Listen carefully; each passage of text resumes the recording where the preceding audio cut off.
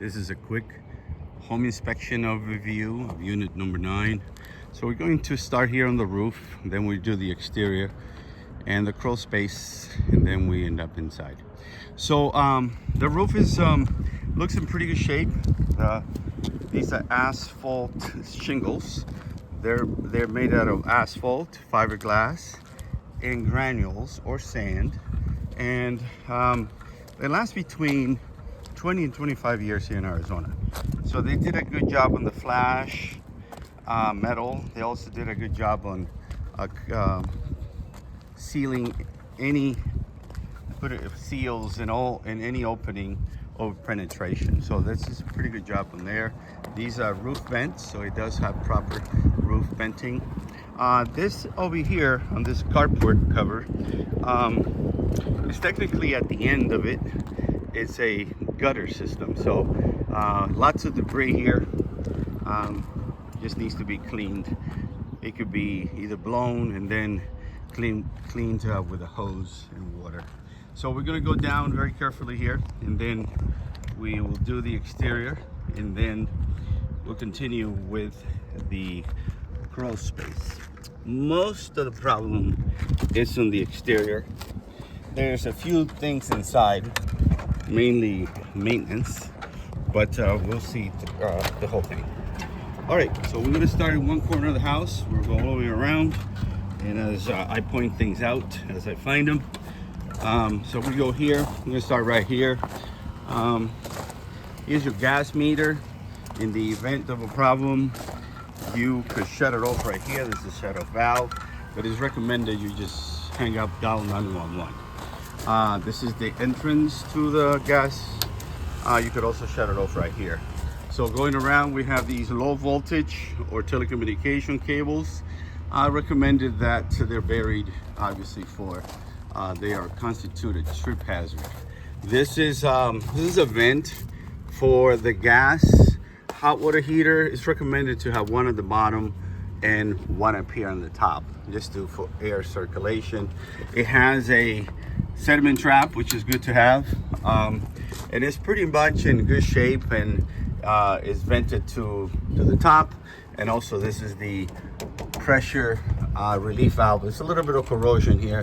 There's no water in here, so it's not a problem. It is 2016. The temperature right now is pretty hot, 144. It's recommended to be below 125 because otherwise you get third-degree burn, if you can see that there. Okay, so recommendation, another vent over there. This has the anti-tipping valve, which is good. Okay, so this is the main entrance. It's recommended that this valve be a shadow, what they call a ball valve, not a gate valve, just like this one here. But again, it has one there. So as long as this one is left open, sometimes they just fail. Here's some corrosion in here. So this coupling, at one time looks like it leaked. It might leak again, depending on the pressure. There seems to be a ground wire, but it looks like it's a ground wire for the telecommunication here. So suggestion is that it's connected. Okay, so this is, as I go around, I open the skirt in a couple places, and then I look inside. I'm basically making sure that it has the hurricane straps, and it does. Making sure there's no leaks. I open all the faucets, flush the toilets, and pretty clean down here. So it's in good shape. No leaks, plumbing leaks, or sewer leaks underneath. All right, as I continue around the perimeter, we come over here to the carport. The other railing is kind of loose, so when I get to the other side, I'll show it. Okay, so going around, again, in good shape. This would be the main electrical panel. There's also another sub panel, so I was able to open the sub panel and look inside.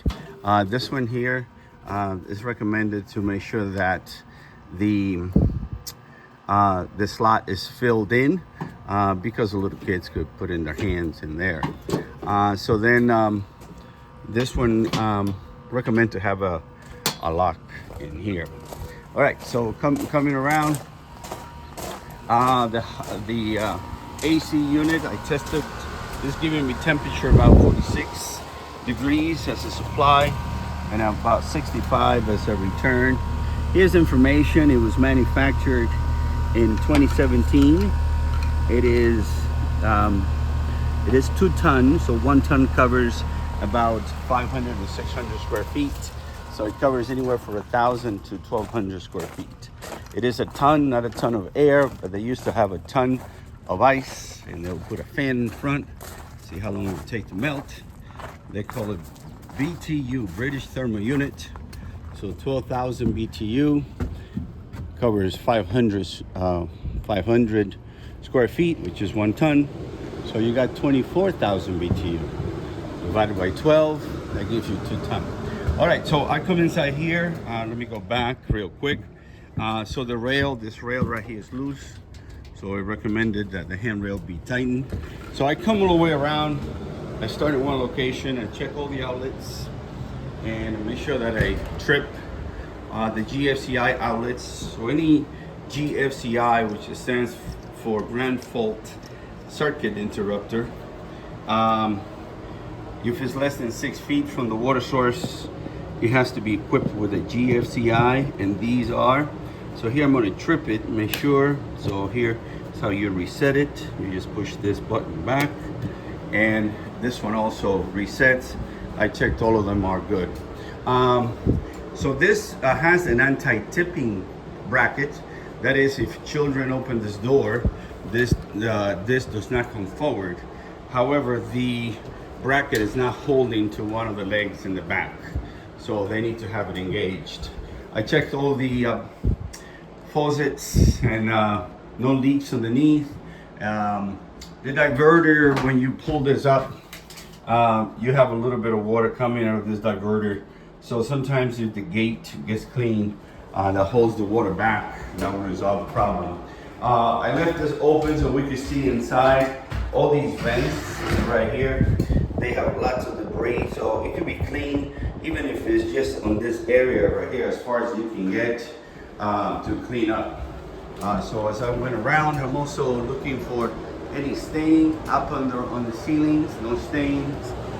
This is the sub electrical panel, and if you notice here, I make sure that it's labeled, and then I looked inside to make sure that there's no burnt wires or no problem with anything inside. We check for power and make sure that these are operational, and they are. The stove again works. There's no microwave. All the vents are giving us air. We just need to make sure that we clean them. Okay. This is a bolt. The bolt holder here on this toilet, it's usually suggested that it's cut, and there's a cap that goes in there, so something minor. All right, so conclusion, the roof is in good shape. Plumbing wise, no leaks. The only problem is that the hot water is too hot. That could be regulated. No problem with the electrical. We just have some loose wires that are low voltage and it could be tripped, but nothing crazy. Air conditioning is giving us really good AC.